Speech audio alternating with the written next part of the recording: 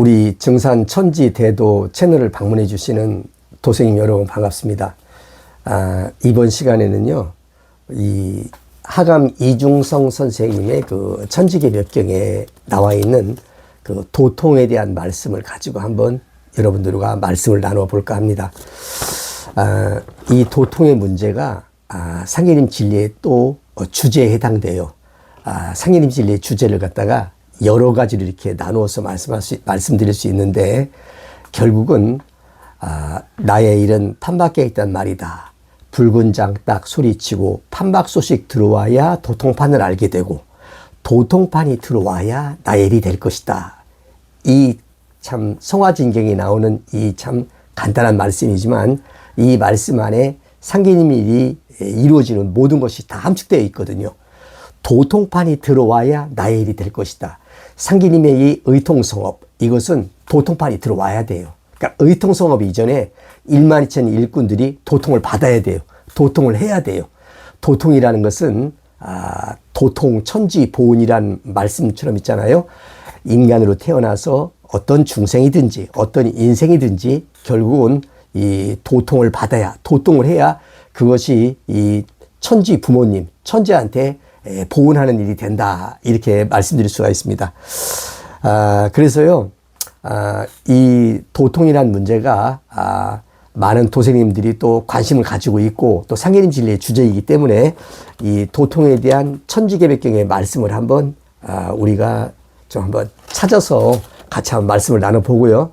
좀 아쉬운 것은 뭐냐면은 이 도통에 대한 문제는 대순경경 초판이나 또 수분임경전, 선도신정경이나 특히 또 성화진경, 이 동국비서에 자세히 나오는데, 그런 말씀을 같이 다루다 보면은 너무 양이 방대해지기 때문에 우선 오늘은 이 천지개벽경에 나와 있는 이 도통의 문제에 대해서 한번 말씀을 나눠 보도록 하겠습니다. 우선요, 이 천지개벽경에서는 이 도통에 해당되는 그 말씀이 어디부터 나오냐면은 1902년 이민편부터 나와요. 그러니까 9년 천지용사는 신축년부터 기운년까지지만, 신축년에는 상계님께서 천지용사를 행하셨건만 천지용사의 수종들은 종도들이 없었기 때문에 상계님의 성운성적 말씀이 알 수가 없죠. 그래서 이제 상계님의 성운성적을 이렇게 이제 그 수종들었던, 천지용사의 수종들었던 그 종도의 증언이 이제 이 이민편부터 이렇게 기록이 되어 있는데, 자, 이민편 10장에 상계님 말씀에 이러한 말씀이 나옵니다. 대선생께서 말씀하시기를, 석가불은 수미산의 운을 받아 도를 원만하게 깨친 사람이 360명이요. 공자는 니구산의 운을 받아 마음으로 유계를 통달한 이가 72명이니 그 나머지는 모두 하늘 품었느니라. 이걸 이제 이런 말이 있더라라는 말씀이 아니고 상계님께서 말씀하신 거기 때문에, 석가불은 수미산의 운을 받았구나, 공자는 니구산의 운을 받았구나, 어떤 직위를 받았다는 거고요. 그 다음에 석가불의 그 문화에서는 도를 깨친 사람이 360명이구나.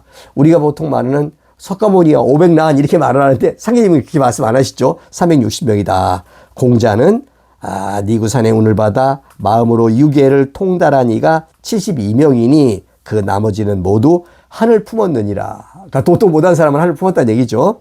나는 금강산의 운을 쓰나니, 나의 세상에는 혈식천추 도덕군자가 12,000명이요 나머지 사람들은 크고 작게 기국에 따라 이루어 한이 되는 바가 없노라. 말씀하시기를, 나의 세상에는 일반 백성도 사흘 앞에 일을 아느니라. 이렇게 해서 12,000 혈식천조 도덕군자인데요, 우리가 흔히 말하는 12,000 도통군자, 도통제자예요. 자, 12,000명이 도통을 받는다는 거예요. 바로 이 12,000명이 이번에 여름가을 바뀌는 바로 이 병난과 병난, 앞에 병은 군사병자, 뒤에 병은 질병병자, 결국 질병명의 운수, 여기서 이것을 돌파해서 인류를 구원하는 그 주체가 뭐냐면 12,000명이에요. 상계님께서는 천지용사를 보시던 이민년에 이것을 벌써 전제로 하신 겁니다. 이 100여 년이 넘는 이 교훈사 있잖아요. 100년 교훈사는 무엇을 위한 가정이었냐. 천황, 지황, 인황 후에 천하지대 금산사.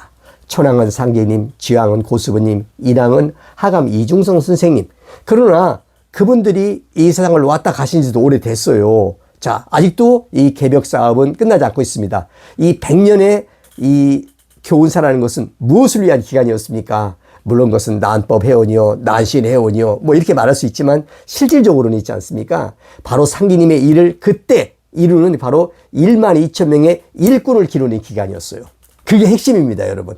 바로 그 1만 2천 명을 어떻게 기르느냐? 미륵불의 3의 설법이라고 하는 그 미륵경에 그 하생경에 나오는 말씀 있지 않습니까? 그걸 상계님께서는 뭐라고 말씀하시냐면은 내 일은 3변 성국이 하노라. 3번 변해서 판이 완성되노라. 무슨 판이? 도통판이 완성된다는 거예요. 100년의 그 교훈사라는 것은 1만 2천 명을 기르기 위한 과정이었다. 이런 말씀이에요. 자, 그러면은 우리는 이제 여기서 이 오늘 천지개벽경의 이 도통에 대한 말씀을 우리가 알아보면서 결국은 도통이라는 것은 언제 어떻게 나오는 것이며 누가 받는 것이냐 이게 중요한 거고, 기약 나올 바에는 우리 일꾼들이 우리가 받아야 되는 거 아닙니까? 우리가 주체가 되려고 신앙했던 거 아닙니까? 자, 이런 말씀을 한번 드려보고요. 자, 이 과연 도통은 누가 주는 것이며 누가 받는 것이냐? 이렇게 우리가 한번 관심을 가져보고요. 결국은 이제 제가 말씀드려보겠습니다만은 이제 자, 그다음 한번 제가 이제 좀 성과를 찾아볼게요. 이제 계묘편 1903년으로 가잖아 이렇게요. 그러면은 이 계묘년이라고 하는 것은 어떠한 것을 우리가 이제 생각하게 되냐면요. 계묘년 음력 4월 11일 날 상계님께서 금산사에 그 딸린 그 암자가 있어요. 청년암이라는 암자에서 음력 4월 11일 날 상계님께서 박금국을 데리고 하룻밤을 주무시고 그 다음날 4월 11일 날 새벽에 상계님께서는 이렇게 종이에다가 용봉 독전석갑을 글씨를 써주시면서 어떻게 하냐면은 네가 대원사 주지를 하고 있을 때 나의 제자들이 도통 공부를 한다고 모일 때가 있다. 그럴 때 거기 아무것이가 있으니까 이걸 전해줘라. 그 해가 언제냐면은 바로 1903년 계묘년이었어요. 자, 그걸 먼저 우리가 한번 생각을 해보고 있지 않습니까? 이 계묘년에 하신 말씀이 나오는데 이런 말씀이 나와요. 계묘편 1장에 말씀하시기를 세상에 진사의 성인이 나온다란 말이 있느냐? 세상에 오미에 즐겁고 당당하다는 말이 있느냐? 후천의 요순색이니라. 이런 말씀이 나와요. 여기서 상계님께서는 진사성인출 오미낙당당이라는 말씀을 이 천지개벽에서는 처음 하셔요. 그런데 진사성인출 오미낙당당이라는 이 말씀은 천지개벽경의 상계님 천지공사의 또 다른 주제예요. 이것이. 이 진사성인출 오미낙당당은요. 천지개벽경에 몇 번 나오냐? 5번이 나와요. 이거는 5번씩이나 반복된다 이거예요. 하감 선생은 그것을 의도적으로 쓴 게 아니라 상계님 그 천지공사를 쭉 자기가 재료를 수집하고 봤더니 그렇게 상계님 천지공사가 흘러가더라. 그러면 진사성인출 오미낙당당은 우리가 어떻게 알고 있습니까? 이거 교감유력에 나오는 건데 그것은 교감유력에가 지금 남아있는 도참새가 거기밖에 없기 때문에 거기 나온다고 하지만 실질적으로 우리 민족에 우리나라에 얼마나 많은 그런 도참새들이 많이 있었습니까? 다 나와요. 자, 이것을 상계님께서는 그대로 인정을 하시고 저 무학비결부터 내려오는 이 진사성인출 오미낙당당 있지 않습니까? 인정하시고 이걸 그대로 천지공사에 인용해서 이화해서 쓰셨습니다. 결국은 이게 뭐냐면 상혜님께서 진사성인출 오미낙당당이라는 말이 있느냐라고 상혜님께서 먼저 이렇게 말씀을 던지시고 후천의 요순세계인이라 이렇게 말씀하셔요. 이건 뭘 말하는 겁니까? 후천의 요순세계, 후천 5만 년의 요순세계. 후천 5만 년은요. 지난 시간에 말씀드렸지 않습니까? 5만 년 동안 384명의 통치자가 나와요. 384 황국수 공사예요. 그러면 그 중에서 맨 첫 번째 그 임금, 태조, 대시태조, 대시국의 태조가 누구냐? 상계님이셔요. 상계님께서는 하늘에 임하사 옥황상제가 되시고 세상에 임하사 미륵조불이 되시고 운에 임하사 후천의 천왕씨가 되시고 나라에 임하사 후천의 당요가 되신다. 여기서 요순세계 할 때 그 요는 누구냐? 후천의 당요이신 상계님을 말하는 거예요. 그러면 상계님 다음 인물이 누구예요? 요순우 이렇게 나가는 거지 않습니까? 그러니까 이제 순임금이 나오겠죠. 바로 진사에 나오는 성인. 바로 그 성인이 누구냐? 바로 나담에 나오는 바로 그 순임금에 해당된다. 이런 말씀이에요. 바로 그 인물이 무엇을 주관하게 돼 있어요? 결국은 이 질병목에서 의통성으로서 인류를 구원하는 구세진이 된다. 이런 말씀이에요. 자, 그래서요, 바로 이제 그것을 갖다가 상계님께서는 어디다 써보셨냐면요. 우리가 이제 구리골 약방에 그 약장이 있지 않습니까? 약장에 가면요, 밑에 큰 빼다지가 하나 있고, 중간에 하나가 두 개가 있고요. 그 다음에 쭉 위에 올라가면은 15개의 빼다지가 있어요. 이렇게 3칸, 요렇게 5칸, 그래서 3, 5, 15, 그리고 정 가운데에다가, 각 빼다지에는 약재가 들어가요. 그러니까 약재 이름을 썼어요. 그런데 정 가운데에는 목단피를 넣고 거기다 뭐를 쓰십니까? 단주수명, 태울주, 열풍내우 불미 이렇게 쓰신다고요. 아니 그러면은 다른 빼다지에는 다 약재를 쓰셨는데 거기는 약재를 안 쓰시고 그렇게 썼잖아요. 이렇게요. 목단피를 넣었으면 목단피라고 써야 되는데 그렇게 안 하지 않습니까? 거기다가는 단주수명, 태울주, 열풍내우 불미 이렇게 쓰신단 말입니다. 그러면은 그 단주수명은 뭐고 태울주는 뭐고 열풍내우 불미는 뭐냐 이걸 우리가 이제 알아볼 필요가 있잖아요. 사람들은 단주수명을 썼기 때문에 단주가 천명을 받았다. 단주구나. 연임금의 아들 단주구나. 그 단주에 후신이 있구나. 이렇게 생각하는데 여러분 그게 아닙니다. 그게 아닌 것을 제가 판박소식에서 썼어요. 그러면 거기서 열풍뇌우 불미란 말이 나와요. 열풍뇌우 불미. 열풍 사나운 바람과 뇌우 번개가 치고 막 비바람이 치고 있지 않습니까? 그런 가운데서도 불미, 미혹되지 마라. 자세를 흐트리지 마라. 꿋꿋이 나가라. 그러면 이 말씀은 어디 나오냐면요. 서경이 나오는 말씀이에요. 서경에 순임금한테 해당되는 말씀이에요. 그러니까 수는 누구예요? 수는 상계님 다음으로 바로 이제 이거 우리식으로 말하면요. 상계님이 당유 아닙니까? 그 다음에 우순에 해당하는, 그러니까 이제 대시태주는 상계님이고 그 다음 사람이에요. 그 다음 사람이 나오는 걸 말하는 거예요. 그 말하면 의통성음의 주체자를 말하는 거예요. 단주 아닙니까? 여러분, 그 주체자가 두 가지를 가지고 하는 거예요. 약장이라는 건 뭐예요? 약재를 말하는 거예요. 약은 뭐예요? 태울주예요. 그러나 태울주만 갖고 안 돼요. 진짜 중요한 건 뭐예요? 의통인패예요. 의통이잖아요. 그래서 그것을 뭐라고 말하냐면 상계님께서 단주 수명이다. 단주라는 사람이 아니라 신명이 아니고 있지 않습니까? 단사와 주사로 상징되는 의통인패를 받아서 수명, 후천의 명을 잇는다. 이런 뜻이에요, 여러분. 이제 이 얘기는 제가, 판박소식에 썼어요. 이 문제는 제가 또 따로 왜 천상에 있는 단주가 인간에 머무는 것이 아니냐 하는 그 문제에 대해서는요, 상계님의 말씀으로 제가 말씀을 정확히 드려보겠습니다. 경전의 말씀으로 드리는 거지, 제가 상상해서, 임의로 지어내서 드리는 말씀이 아니에요. 요건 제가 따로 주제를 갖고 말씀을 드리겠습니다.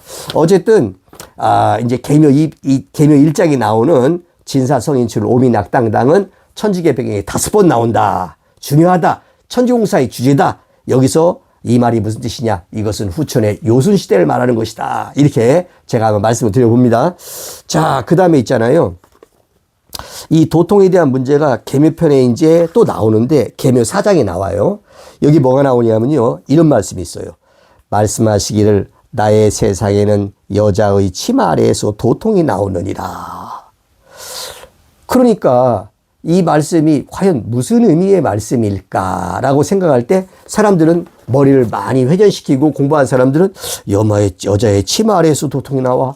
여자의 치마 그럼 고수비님인데 고수비님이 수부의 치마근을 밖에 벗으시면 다 이렇게 죽는다라는 말씀이 그 선정 원경의 상계님 말씀으로 나와 있는데, 그러면 여자의 치마 아래에서 도통이 나온다. 그러면 도통을 주관하신 분은 고수부님이구나. 고수부님이 대두모이구나. 이렇게 또 머릿속으로 생각하시는 분이 있어요. 그런데 여러분, 이 말씀은 그런 말씀이 아니에요. 이것은 이제 두 가지를 말씀드릴게요. 우선요, 이 말씀을 하시는 그 전후좌우에 앞뒤 문맥이 있어요. 상계님 말씀이 있어요. 이렇게 나와요. 제자가 아래기를, 그 위에 있는 말씀이에요. 선천에 여자된 사람은 집안에서만 지내면서 목소리도 밖으로 나가지 못하게 하고, 바깥에 나갈 때는 반드시 얼굴을 가리고, 남편이 죽으면 자식을 따르고, 칠거지약의 규제를 받고, 득볼 없이 길을 가지 못하게 하고, 말소리는 반드시 가늘게 하고, 남편의 통제를 받을 뿐 저 홀로 할 수 있는 일이 없고, 자녀를 낳고 기름에 성을 전하지 못하고, 남편보다 먼저 죽으면 기복으로 그칠 뿐이요. 이 또한 원한이 아닙니까? 라고 이렇게 제자가 여쭙습니다. 이게 조선시대 때 우리 어머니, 할머니들의 전형적인 삶의 모습 아니었습니까? 자, 그러니까 상인님께서 말씀하시기를 선천의 운이 어금부양 아니더냐. 음을 억누르고 양을 이렇게 북돋우던 것이 아니더냐. 여자의 원한이 천지에 충색해서 아니, 가득할 충자에다 막힐 색자라는 뜻이에요. 충색해서 장차 화를 일으키면 세상이 거의 멸망하게 되리니 이 원을 풀지 않으면 성신과 문무의 덕이 한꺼번에 세상에 나와도 구할 길이 없으리라. 말씀하시기를 나의 세상에는 여자의 치마 아래에서 도통이 나오느니라. 말씀하시기를 고누는 후 부인 세계니라. 이 말씀의 흐름상 볼 때 있지 않습니까? 여자의 치마 아래에서 도통이 나온다는 말씀은 뭐냐면은 선천에는 여자를 무시하고 원한을 쌓게 하고 억압한 세상이었는데 그렇지 않다. 나의 세상에는 나의 도에서는 여자도 도통한다 이런 말씀이지 이것이 고스부님이 도통을 내린다 이런 말씀은 여러분 아닙니다. 제가 이것을 옛날 그 생각을 가지고 있지 않습니까? 이 성구를 읽다가 과연 하감 선생은 이것을 어떻게 쓰셨을까? 어떤 의도로 쓰셨을까? 뭐 그분이 뭐 만들어 쓰신 성구는 아니잖아요. 근데 이제 제가 이것을 갖다가 하감 선생은 어떻게 말씀 생각하시는가를 갖다가 아드님한테 물어봤어요. 이 여자의 치마 아래에서 도통이 나오느니라. 이거는 아버지께서는 어떤 생각을 하셨습니까? 이 성구에 대해서. 그랬더니 무슨 말씀 하시냐면은 뭐 어떤 여자 한 명이 도통을 준다 이런 얘기가 아니고 있지 않습니까? 하감 선생님의 어머니. 하감 선생님은 어머니에 대한 특별한 어떤 각별한 이렇게 그 생각과 애정과 이게 있었었어요. 그건 사실은 하감 선생뿐만 아니죠. 대한민국 남자라면 전부 다 자기 어머니에 대한 아주 그리움과 애틋함과 어머니를 위하는 마음이 있지 않습니까?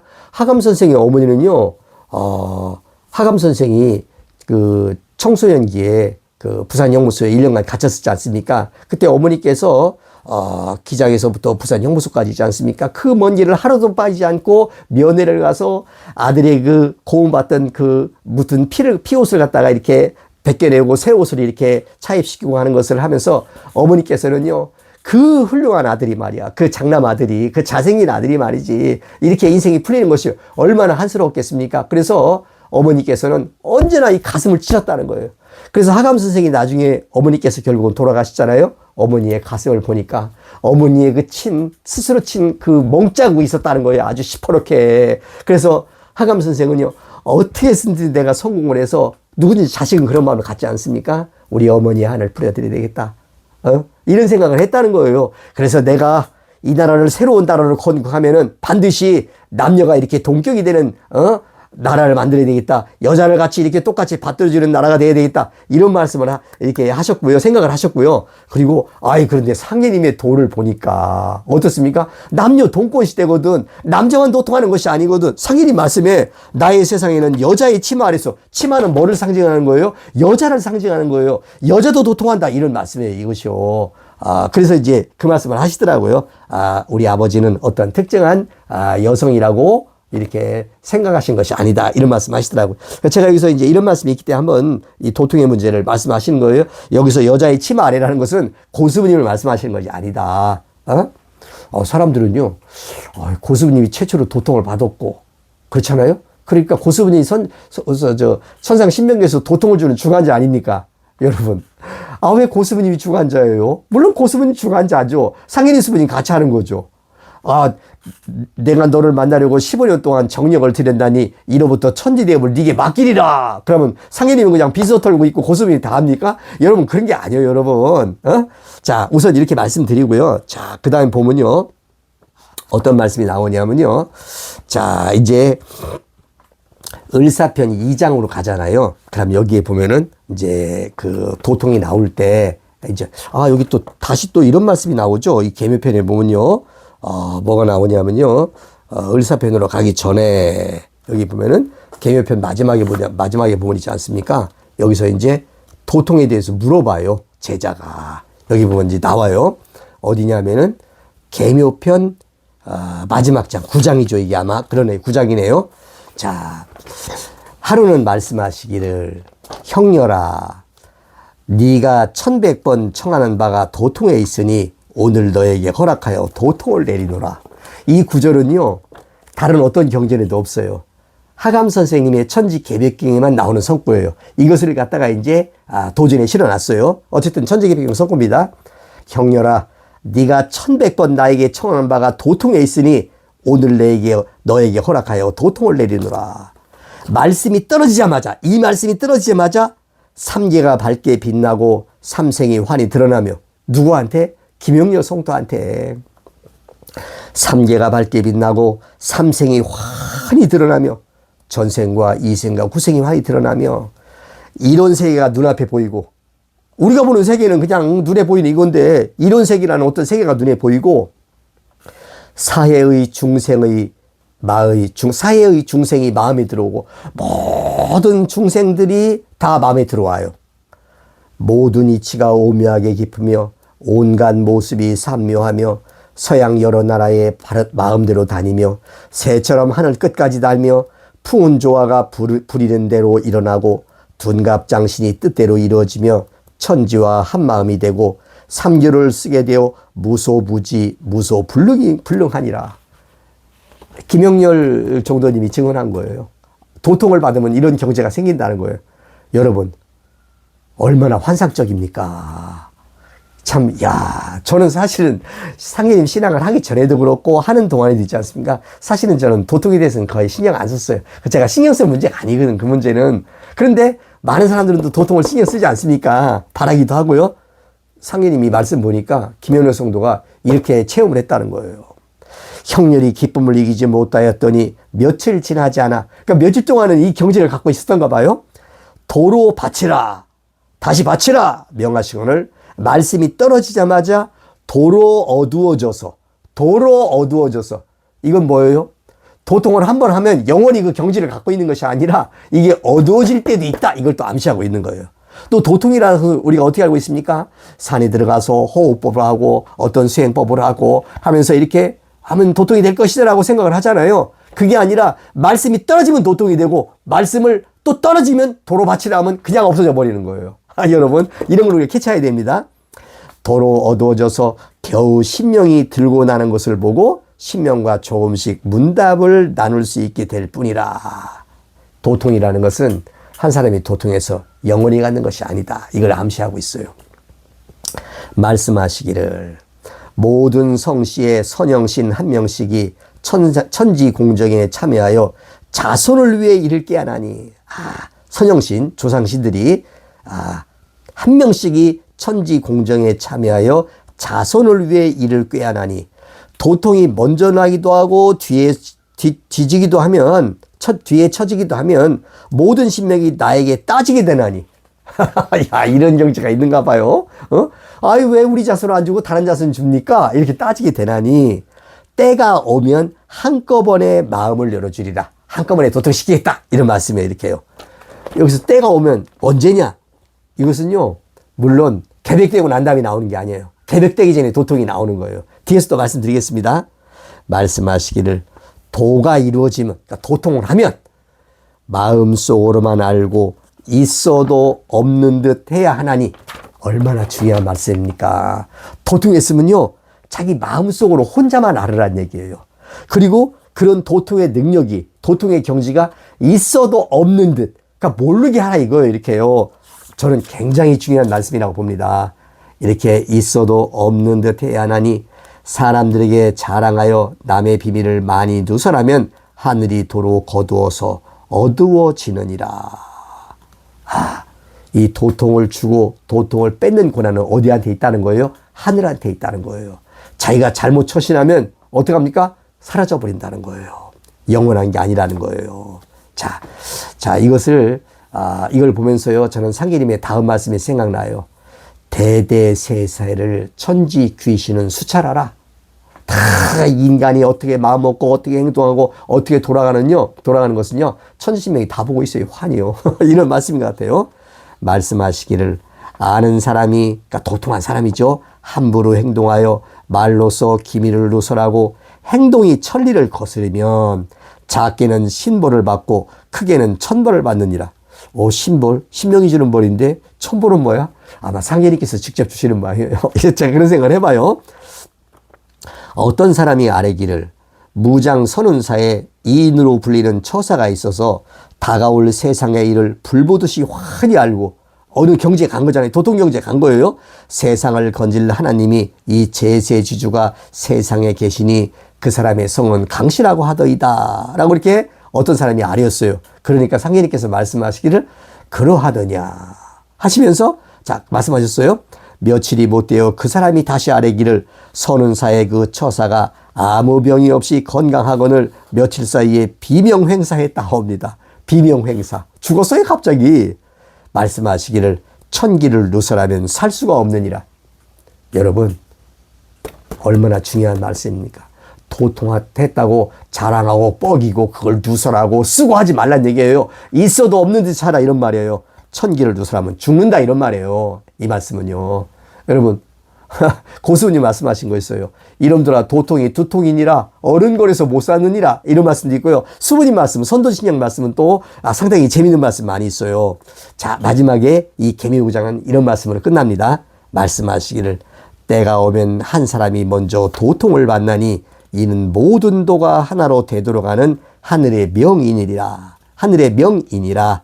만도 귀일지 천명이니라. 여기서 만도 귀일이라는 말씀이 나옵니다. 자 여러분 이 상기님의 말씀을요 저는 여러 번 읽고 또 다시 음미해 보면서 여기서 담겨있는 그 가르침이 뭔가 저는 많이 생각해 봤습니다. 모든 것은 하늘이 보고 있어요. 자 여기서 도통을 하게 되면요 여러 가지 이 풍운조화와 둔갑장신의 이 권능을 쓸 수 있고요. 이게 보통 신권을 갖는 게 아닙니다. 다시 말하면 신권이에요. 그런데 이것은요 문제는 제가 여기서 요걸 말씀드립니다. 상인님의 이 말씀은요 이러한 도통의 권능과 권한은 사적인 것이 아니라는 걸 여기서 암시하고 있어요. 사적이 아니라는 것은 뭘 말하는 겁니까? 공적이라는 거예요. 공적. 도통이라는 능력은요 천지의 공적인 능력이에요. 이것을 줄이면요 공능이에요. 이것은 이제 사실은 저도 많은 사색을 했습니다만은 이렇게 딱 잘라서 말씀하신 저한테도 이제 이 도에 스승 되시는 분이 있어요. 그분이 이제 말씀해 주신 거예요. 이건 공능이다 말이지. 도통이라는 것은 공권력을 지 마음대로 쓸 수 있습니까? 그러다 걸리면 어떻게 돼요? 그러면 한마디로 말해서 요즘 말로 개작살 나는 거예요. 도통이라는 것은 이 사적인 게 아니에요, 여러분. 이것은 천지의 공능이에요. 자, 여기서 이제 상기님은 뭐라고 말씀하셨습니까?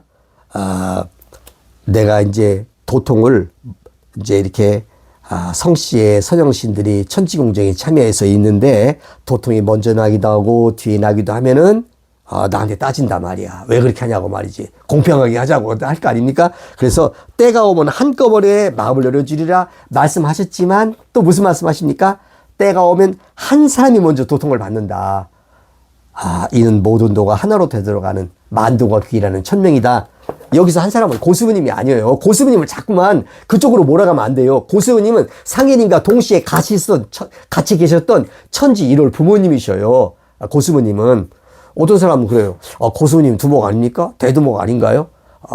고수부님한테 네가 천하 사람이 두목이 되리니 속히 도통하리라. 두목이라고 했지 않습니까? 천하 사람이 두목이니까 대두목 아닙니까? 물론 고수부님이 인간의 육신을 갖고 있을 때는 최초의 교단을 만들었던 그 교단의 교주님이셨던 두목은 맞아요. 그러나 고수부님은 어떻습니까? 신명계로 가셔가지고요. 상계님과 동격으로 있지 않습니까? 이 천지를 주재하는 바로 천자신이에요. 자꾸만 고수부님을 대두목의 바늘에 묶어 놓으려고 하면 안 돼요, 여러분. 이 천지개백경의 전체 흐름과 말씀을 보면요. 대두목이라고 하는 것은요. 뭐냐면 마지막에 의통성을 집행하는 1만 2천 명의 수장을 말하는 거예요, 여러분. 자, 그래서 이제 여기서 이제 1만 2천 명이 도통을 받긴 받는 모양이다. 그런데 먼저 한 명이 먼저 받는구나. 이 말씀이 뒤에 가면 이제 그게 대두목이라는 게 나와요. 그러면은 한 사람 받고 그럼 갑자기 1만 2천 명 다시 또 도통 받는 것이냐 하는 건데요. 요 뒤에 제가 말씀드리겠지만은 한 사람한테 요 순차적인 게 있어요. 상계님께서는 내가 한 명한테 도통을 내리겠다. 먼저 이 말씀을 하셨잖아요. 그렇지만 상계님께서는 그 다음으로 내가 8명에게 도통을 주겠다라는 말씀이 또 나와요. 뒤에서 이제 같이 상계님 말씀 읽어보겠지만 그 말씀이 이거예요. 도통은 건감간진 소리곤태이더니라. 이런 말씀이 있어요. 그게 무슨 말씀인지 몰라요. 건감간진 소리곤태는 문왕팔계예요. 이게 무슨 말씀일까? 모든 상계님의 말씀은요. 사실은 인사를 말한 거예요. 그것을 거기서 내가 8명한테 도통을 주겠다. 그럼 누가 몰라요. 다 알지. 그것을 살짝 돌리시는 거예요. 우주의 변화라는 것은 8개의 변화며 8개가 다시 88에 64 해가지고 64개로 갔다가 이 우주 변화를 설명하는 거 아닙니까? 변화의 원리가 무슨 의미가 있어요? 그 인사 문제를 전제로 한 말씀이지. 내가 8명한테 도통을 주겠다 이런 말이에요.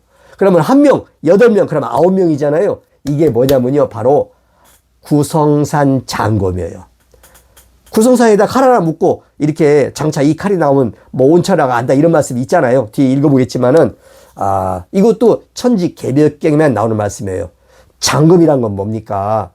우리가 그 육군사관학교 나오든지 뭐 또 일반 어떤 이렇게 군인을 갖다가 이렇게 길을 갖다가 걷게 되면 나중에 이제 대령을 거쳐 장군까지 올라가잖아요. 장군이 되면 칼을 줘요. 지금도요. 이게 뭐예요? 칼 갖고 나의 목을 베라는 얘기가 아니고 이것은 지휘권의 상징이에요.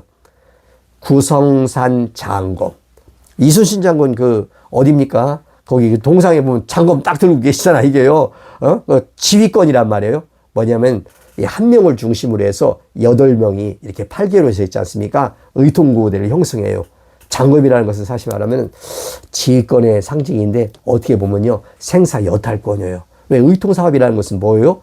사람을 살리는 거니까, 안 살리게 되면 죽는 거나 똑같아 이겁니다. 이제 이런 말씀을 제가 한번 드려보겠어요.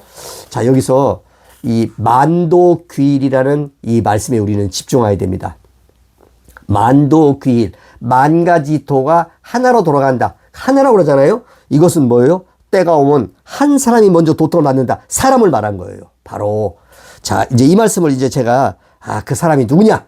바로 의통성업을 집행하는 그 12,000명의 수장을 말한 것이다. 이걸 먼저 말씀드릴게요. 자, 그 다음에는 이제 제가 어떤 말씀을 드리면요. 이 한 사람에 대해서 결국은 또 이것이 천지개벽경의 주제예요. 상인님 도의 주제이기도 해요. 그러니까 상인님 도의 주제는 여러 가지로 여러 편으로 볼 수 있어요. 후천에는 아버지로부터 아들로 가는 것이 아니라 이덕전덕이다. 이것도 주제예요. 또 12,000명이 도통이 되어 이루어진다. 이것도 주제예요. 그러나 또 그 한 사람 모든 것을 갖다가 이렇게 이끌어 나가는 날아가는 기록 위에 꼭 시점에 있는 큰 기록이 홍자이지 않습니까? 요거에 포커스로 맞춘 그 진리도 바로 또 상인님도의 주제예요. 자, 이렇게 볼 수 있어요. 제가 보면요, 여기 어디냐면은, 갑진편 9장에 그 말씀이 나와요. 그 한 사람이 걸어가는 길에 대한 말씀이 나와요, 여기요. 요것은 대순전경 초판에도 나오지만 조금 말씀이 서로 달라요. 이 말씀은 따라 말씀드려볼게요. 어쨌든 오늘 보면요, 대선생께서 말씀하시기를, 옛적에 방탕한 사람이 한 사람이 있어서 사방으로 떠돌아다니더니 마침내 잘못을 뉘우치고 깨달아 좋은 땅을 골라 단을 쌓고 도장을 세웠다는 거예요. 선악을 배우며 지성으로 하늘에 기도하니 따르는 사람이 불과 몇 사람이더라. 이렇게 나오는 거예요. 몇 사람만 따랐더라. 한 세상의 비웃음과 손가락질을 받더니 바로 이 주인공이요. 한 세상에 비웃음, 그 말도 안 돼. 그놈이, 그 새끼가 아니야. 이거죠. 이렇게요. 손가락질을 받더니 그러나 끝에 가서는 도를 이루어 하늘에 오를 때 하늘문이 호련히 열리며 선관 선녀가 선경의 음악으로 마중을 나와 한 세상의 공경과 부러움을 받았나니. 그러니까 한 세상의 비웃음과 손가락질을 받던 사람이 나중에는 어떻게 됩니까? 한 세상의 공경과 부러움을 받는다. 상인이 말씀이 이렇습니다. 나의 도 아래에서 이와 같은 사람이 있으리라. 아도지하에 이런 사람이 있다. 이런 말이에요. 바로 이거 우리가 있지 않습니까? 어떤 사람이 딱 막판에 있지 않습니까? 딱 나오는 거예요. 그럴듯한 풍채로 나와가지고 있지 않습니까? 내가 지리산에서, 내가 덕유산에서, 내가 무슨 산에서 공부를 했는데, 내가 도를 통했는데, 자, 병자 고치는 거 봐봐. 가나 만자 고치지, 안진뱅이 일어나게 하지, 나잖아. 내가 대두목이야. 나한테 와! 하면은, 안 갈 사람은 어디 있어요? 다 가지. 저도 그런 사람이 있으면 얼른 가요. 그런데 상계님 말씀은 그렇게 안 돼 있다니까요. 상계님께서는요, 수원나그네다. 이렇게 말씀하셔요. 수원나그네라는 말씀은 대순전경에는 한 번 나오지만 천지개벽경에 2번 나와요. 수원나그네라는 말씀이. 그 막판에 나오지 않습니까? 기회편에 가서 상계님 돌아가실 때, 자, 상만의 수원나그네 하나니 누구인지 모르고 대하다가 다시 보니 낯이 있고 아는 사람이란 말이니 나의 얼굴을 잘 익혀둬라. 이놈들이 나의 제자들이 말이야 나중에 내 얼굴 보면서 저분이 우리가 모시던 그 증산 대선생이신데 한다 이거죠. 이렇게요. 얼굴을 잘 익혀두라. 이건 뭐예요? 그 주인공은, 그 일꾼은, 그 선도자는 있지 않습니까? 우리가 아는 사람이란 말이에요. 우리 옆에 있는 사람이에요. 사람들이 이렇게 생각하지 않아요. 앞으로는 어떤 일꾼이 나올 때는 있잖아요. 꽃가마를 타고 오는 줄 알아요. 구름을 타고 온다고 얘기하는 그런 그런 가르침도 있지 않습니까? 여러분, 그렇지 않습니다. 다 똑같은 기러기가요, 날아갈 때 형태가 다 똑같은 기러기일 뿐이에요, 여러분. 자, 이런 말씀이에요.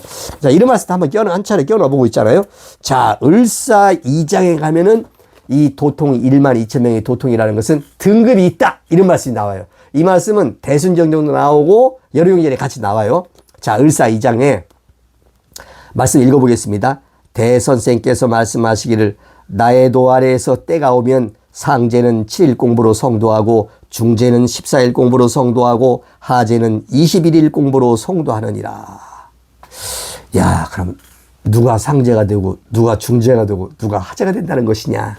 그러니까 저는 이런 생각도 해봐요. 이 말씀을 읽어보면서 우리가 이제 1만 2천 명이라는 것은요, 저도 군대 생활을 해봤지만 한 사단 규모예요. 사단에는요, 사단장을 중심으로 그 사단에 어떠한 사단 존재의 의의가 있어요. 그러니까 이제 철책을 지키는 사단이면은 어떻게 되냐면은 적이 내려오게 되면은, 침투하게 되면은 어떻습니까?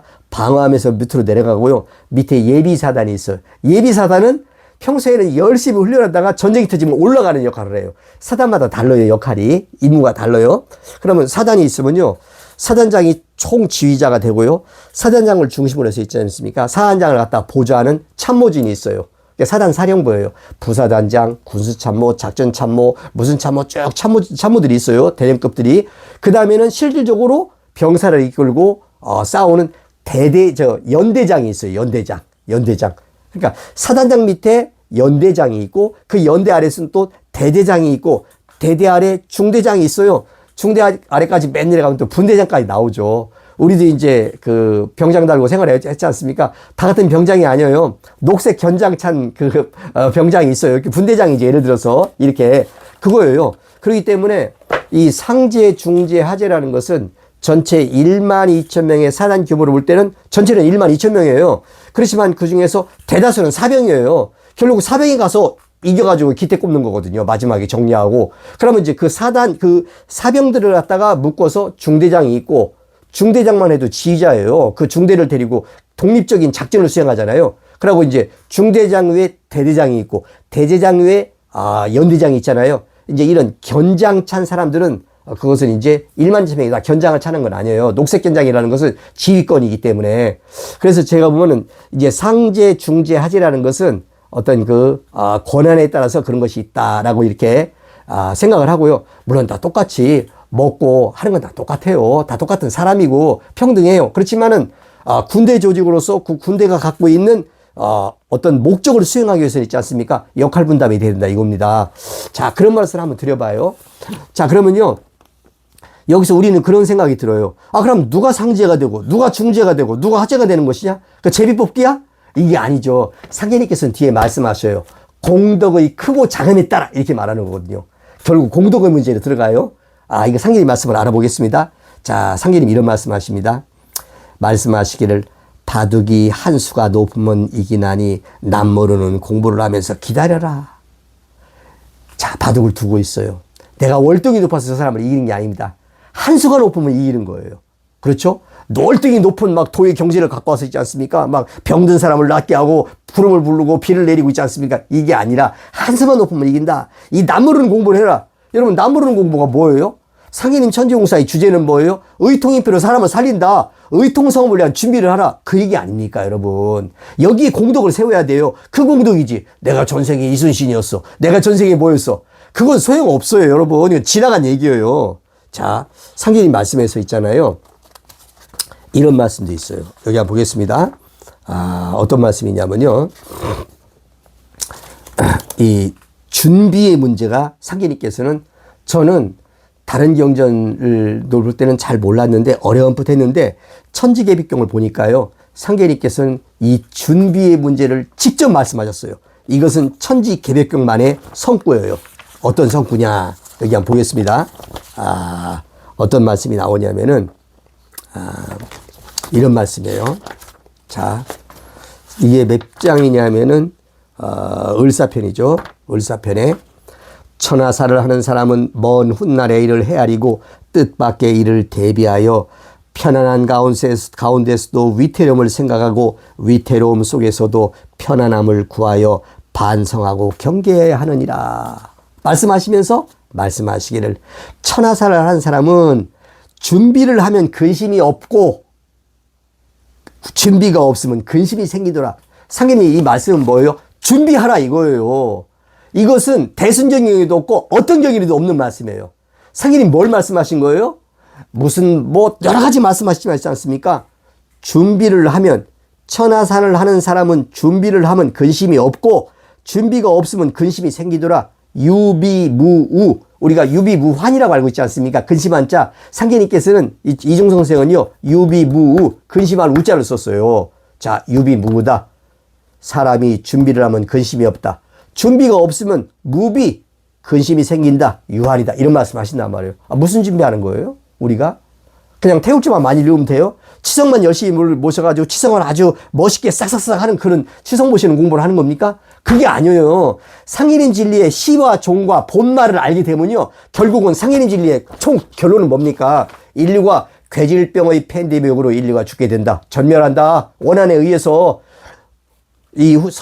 하늘에서 있지 않습니까? 호육신장이 내려와서 인간의 명절을 잘라간다. 그때 내가 너희들한테 살릴 수 있는 법방을 알려준다. 이거를 전해주시기 위해서 상인님께서 오신 건데 사람들은요 책을 읽어도요 그 본말과 시종을 몰라요. 알아도 대충 알아 있어요. 아주 정확하게 머리 눈치 빠른 사람은요 금방 알아요. 이거구나 이렇게 알아야 되는데 사람들은요 이게 뭔지 흐리멍텅하게 있지 않습니까? 그냥 태울줄만 읽으면 돼. 나는 믿고 있어. 나는 믿으면 살 거야. 여러분 그게 아닙니다. 자, 여기 보면요 이 준비의 문제에 대해서는요 천지개벽기나 대순정기에 동시에 나오는 말씀이 또 있어요. 대순정기도 나와요. 이 말씀이에요. 이게 몇 장이죠? 을사편 6장인가요?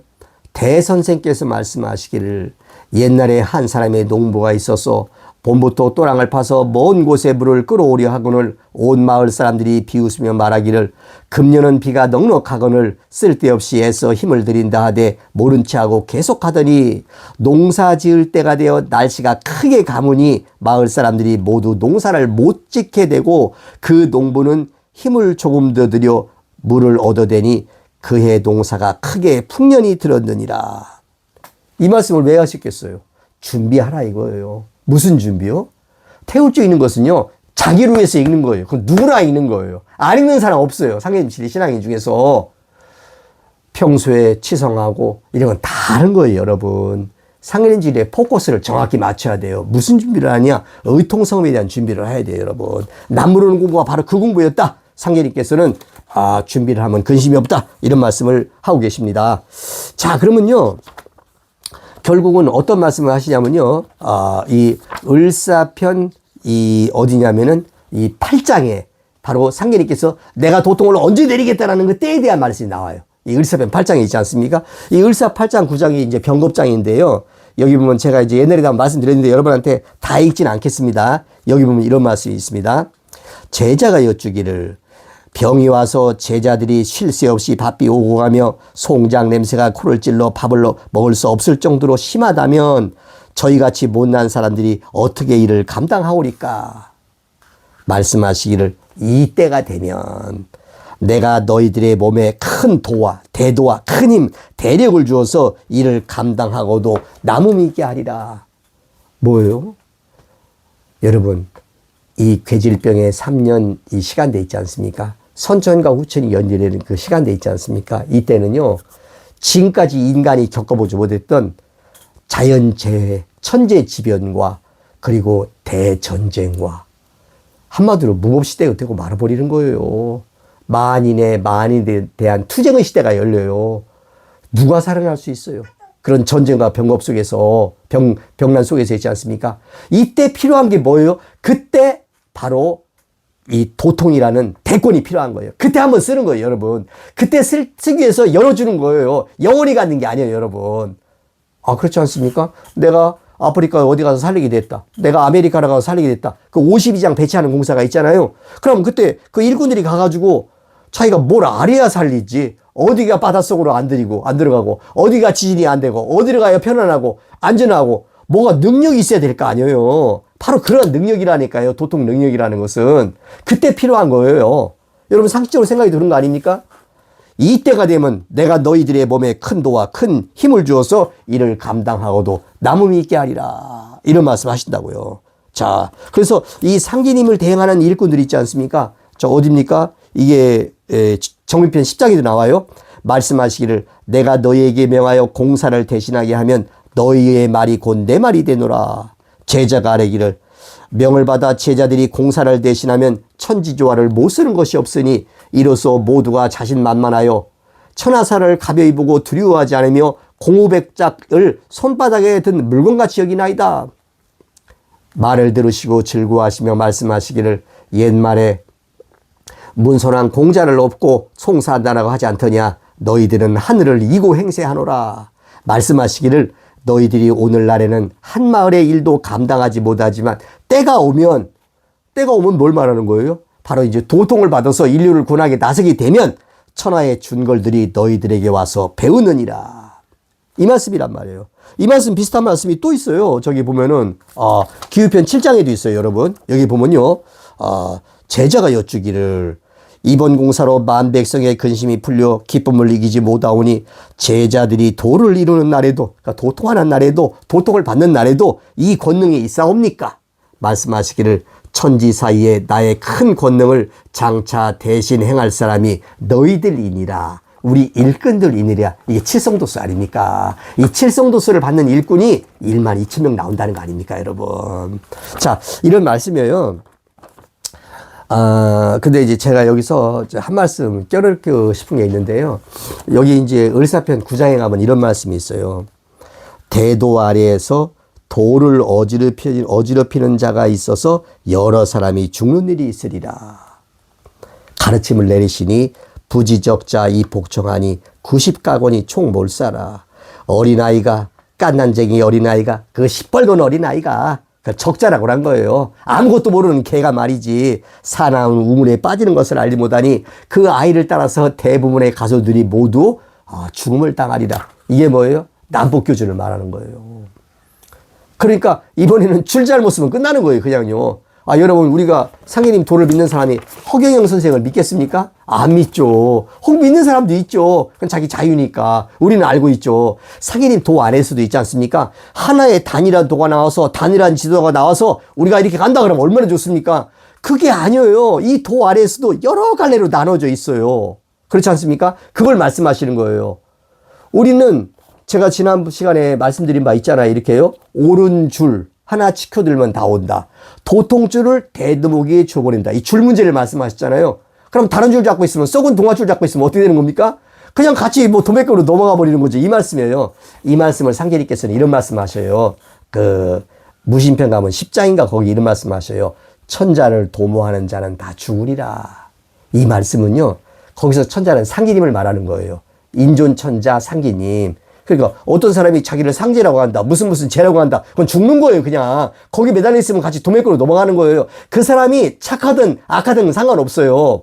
마찬가지로 한편 마지막 상계님의 이루어질 때 어떻습니까? 내가 대두목이야. 나를 따르라. 그럼 대두목은 몇 명이에요? 한 명이에요. 한 명 이외에 다른 사람들은 뭐예요? 거긴 다 죽는 거예요. 그것은 제 말이 아니에요. 상계님의 말씀을 가지고 생각해 보면 그런 결론이 나올 수밖에 없는 겁니다, 여러분. 자, 이 말씀은 다시 뒤에서 말씀드려 보고요. 자, 이제 보면요. 어쨌든, 그러면 이게 도통이라고 하는 것이 결국은 후천에 나오는 것이 아니라, 후천 조화 선경이 되고 후천 나오려는데 뭔 도통이 필요합니까? 모든 사람이 다 그냥 똑같이 다 신도가 열려서 살고 있는데, 도통이라는 것은 바로 이 괴질병금의 3년의 그 인류 역사의 최대의 순간을 갖다가 돌파하기 위해서 하늘이 주어지는 천지의 공적인 능력, 공능이다. 이걸 여러분 이렇게 제가 말씀드립니다. 자, 그러면요. 이제 여기 나오죠. 어디냐면 병호편 7장에 나옵니다. 말씀하시기를 나의 세상의 도통이 건감간진 손이곤태에 있느니라. 옛날에는 저도요, 이거 읽으면서, 문항팔개처럼 이렇게 앉아가지고 말이야, 주문을 읽으란 얘기야? 이런 생각했는데 이거 인사 문제 말씀하신 거예요. 8명 문제 말씀하신 거예요. 한 명을 중심으로 8개가 있어가지고 있잖아요. 이렇게요. 그거 한독선 선생의 그 우주변화의 책 읽어보면 908풍 운동이다 뭐 이런 거 비슷한 말 나오잖아요. 이렇게요. 우주변화 원리라는 것은 8개의 변화거든요. 8개는 8명을 말하는 거예요. 장풍, 파루, 기동구, 천지, 대팔문 8명을 말하는 거예요. 이 공사도 있어요, 여러분. 자, 그런 공사는 좀 뒤에서 다시 한번 알아보고요. 자, 그러면요. 또 어디를 알아보냐 보면 오늘 천지개벽경 석구 말씀 보는 거잖아요. 자, 우리가 이제 쭉 보면요. 이제 기우편 어디로 가냐면은 이제 9장으로 갑니다. 자, 여기 보면요. 기우편 9장에 이제 이 성구 말씀은 대순전형 성구 말씀과 조금 다르다고 했지 않습니까? 같이 읽어보겠습니다. 어느 날 제자 한 사람이 도통을 바라거늘 말씀하시기를 때가 오면 나는 도통을 먼저 대두목에게 주리니 그 두목이 천하의 도통신을 거느리고 장차 공덕의 크고 작음에 따라 모두 도통하리라.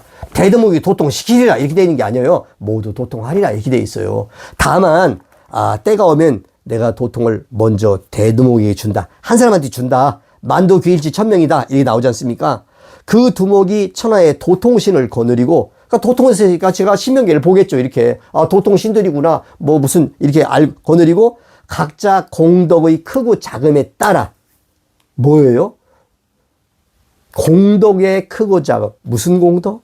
태울 줄 많이 읽은 공덕? 뭐 무슨 호흡법 많이 한 공덕? 이런 공덕이 아니고요. 여기서 말하는 공덕은요. 의통성업의 준비에 인류를 살리는 이 사업에 자기가 얼마나 이렇게 이 진리를 확신하고 상계님을 확신하고 이 진리에다가 자기가 공덕을 쌓았냐는 그 공덕이에요. 이게 그 공덕이라는 것은 크고 작음에 따라 모두 도통하리라 이렇게 나오는 거예요. 결국은 공덕의 문제로 들어가요.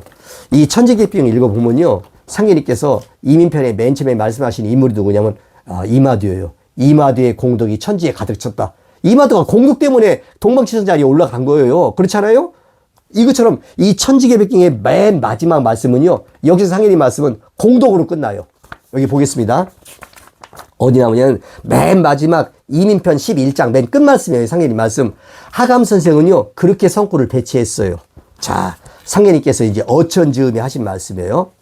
가르침을 남기시니 말씀하시기를 내 백성들아 내가 돌아올 때는 열석자 몸으로 천지신명을 거느리고 하늘과 땅을 뒤흔들며 오리니 이게 원래 열석자의 몸으로 온다는 얘기였는데 이것이 성구가 대순전형에서 열석자의 몸이었다가 뒤에는 몸이 빠져요 그냥. 그러면서 내가 열석자로 오리라. 열석자가 뭐야? 시천조 조화정 영세불 만서지 이거 열석자야? 엉뚱한 얘기를 변질돼 버렸어요. 천지개벽에는 정확히 나와요. 후천이 되면요. 사람의 키도 달라요. 상인님은 내가 열석자다. 만약에 한자를 30cm로 보면 상인님의 키는 3m 90이 되는 거예요.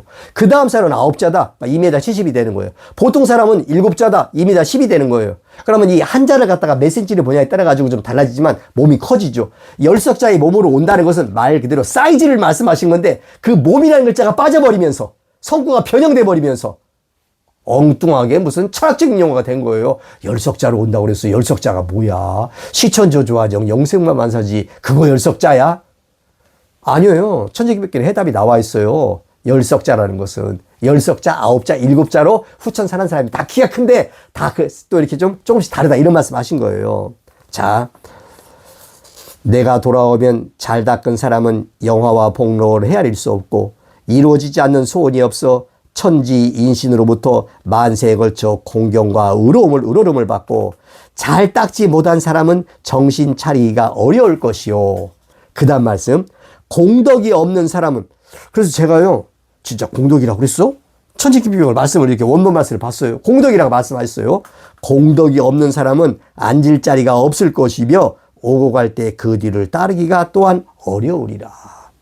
내 백성들아 큰 복을 얻으려거든 한 마음으로 나를 믿어. 일심으로 나를 믿어라. 믿다 하지 마라 이런 말이에요. 그 마음을 잘 닦고 돌을 펴는데 공을 세워라 이런 말이에요. 돌을 펴는데 공을 세워라. 공을 말씀하시는 거예요. 이렇게요. 오로지 의로움으로 다른 뜻을 두지 말고 힘써 덕을 닦아 내가 오기를 기다려라. 무슨 덕? 사람 마음은 좋은 덕만? 다른 사람한테 이렇게 뭐 잘 베푸는 덕? 그게 아니고 여기 덕이라는 것은 공덕이에요. 제가요. 이 천지개벽경 이제 결국은 제자들이 상인의 말씀을 공사에 수정들어서 처음에 들었던 말씀 있잖아요. 이 순서대로 이걸 써놨지 않습니까? 그러면 이 천지계획경 이민편 1장에 상인님께서 하신 말씀이 있어요. 상인님이 김영열 성도가 수정 들면서 하셨던 그 말씀이 있어요. 굉장히 중요한 말이죠. 시종이니까. 그게 뭡니까? 천지 부의려림은 공각이요 이를 무짐은 호력이니라. 천지 생인하여 용인하나니 이 인생으로 불참어 천지용인지시면 하가왈 인생과 사람으로 태어나 천지에서 사람을 쓰는 이때에 참석하지 않는다면 어찌 인생이라 할 수 있으리요.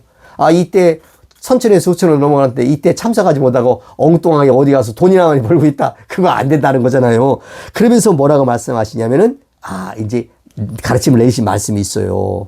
뭐냐면은 넓고 큰 것을 알고자 하면 천지를 보고 때에 따라 바뀌는 것을 알고자 하면 사계절을 보고 음양의 이치를 알고자 하면 해하다를 봐라. 다 그냥 이해할 수 있어요. 그런데 그 다음 말씀이 중요해요. 공덕이 되는 일을 알고자 하면 성인을 봐라. 이렇게 말씀하시는 거예요. 자, 욕지, 공덕지 업이면 관호 성인하라. 공덕이 되는 일을 알고자 하면 성인을 봐라. 공덕이 되는 일은 뭐예요? 사람 살리는 공덕. 그 성인은 누구예요? 상인이가 수부님을 봐라 이거죠. 만물을 낳아 끊임없이 끊임이 없으면 천지의 대업이요 돌고 돌아 쉬지 않으면 천지의 그 독이요 공이 만세에 미치면 성인의 대업이요 공이 만세에 미치면 성인의 대업이요 끝에도 처음처럼 나날이 새로움은 성인의 큰 덕이니라. 공이 만세에 미친다는 이 성인의 대업은 뭡니까? 상기님 수분이 내려오고 있어가지고 천지공사, 신종공사를 바꿔가지고 우리들한테 의통성업을 알려줬기 때문에 여기서 새로운 중생들이 태어나서 후천으로만 내려가는 거 아닙니까? 이게 5만 년 내려가는 사업이지 않습니까? 이걸 말씀하시는 거예요. 공덕이라는 문제를 말씀하셨다는 거니까요.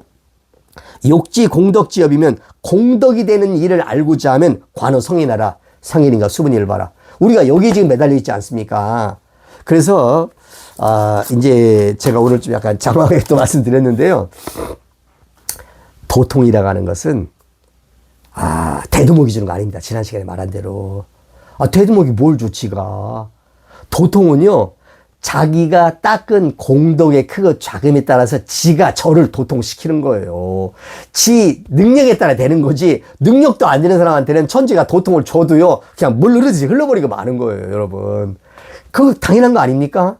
우리가 6.25 전쟁이나 어떻게 베트남 전쟁이 나가서 잘 싸운 장병들한테 무슨 무공훈장, 을지 무공훈장 주잖아요. 이렇게요. 거기서 잘 싸우지 못한 사람한테 공덕 줍니까? 그런 훈장 줍니까? 아닙니다, 여러분. 그렇잖아요? 세상 만사는 똑같은 거예요. 상인님들도 마찬가지 아닙니까? 그래서 이제, 우리가, 이러한 상인님의 말씀의 흐름이 그렇다는 거예요. 이것은 제가 말하는, 제 주장을 말하는 것이 아니었지 않습니까? 상인님 말씀에 천지계백경에는 상인님께서 이 도통에 대해서 이렇게 말씀하셨구나. 제가 오늘 다시 한번 말씀드리는데요. 이 도통이라는 것은 사적인 것이 아닙니다, 여러분. 이건 천지의 공적인 능력, 공능이에요. 그것을 함부로 쓰면 안 되는 거예요. 함부로 쓰면 천벌 받고 신벌 받는 거예요, 여러분. 있어도 없는 듯 해라, 이런 말이지. 이렇게 상인님 말씀하시잖아요. 이런 걸로 가지고 우리가 많이 한번 음미해 보자 하는 이런 말씀을 드리고요. 오늘 제가 이렇게 천지계백경에 있는 도통의 말씀을 한번 알아봤고요. 다음에 또 기회를 가져가지고 대순전경, 손도신전경, 또는 특히 성화진경에 있는 상인님의 도통의 말씀은 어떤 것인지 이 말씀을 드려보도록 하겠습니다. 저는 다시 말씀드립니다. 상인님 말씀은 다른 게 아닙니다. 준비하라 이겁니다. 유비무, 준비가 있으면 근심이 없다. 무비유한, 준비가 없으면 근심을 하게 돼 있다. 바둑도 한수만 높으면 이기나니 남모르는 공부를 하고 기다려라. 뭘 기다려요? 내가 도통 줄 때를 기다려라.